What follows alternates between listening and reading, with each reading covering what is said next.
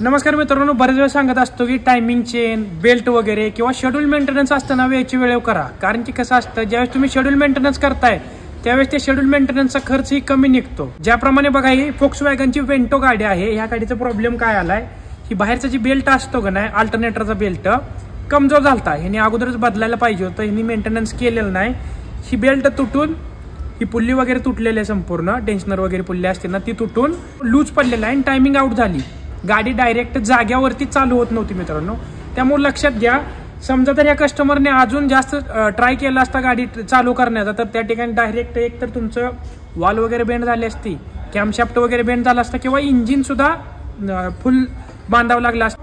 तुमच्या जर गाडीमध्ये ही प्रॉब्लेम येऊन वाटत असेल तर प्रत्येकी डिझेल गाडी असेल तर 1,20,000 किंवा 1 लाखापर्यंत टायमिंग चेन, टायमिंग बेल्ट ही कंपल्सरी बदला.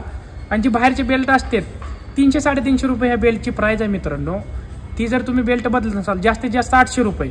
हे बेल्ट बदलत नसाल, ही बेल्ट तुटून काय होतं, सगळ्या पुलीला वगैरे बेल्ट गुंडाळला जातो आणि त्याच्यामुळे आतलं टायमिंग रॉंग होतं किंवा संपूर्ण इंजिन काम पण निघतं मित्रांनो. ही बेल्ट तुटून जर आतल्या पुली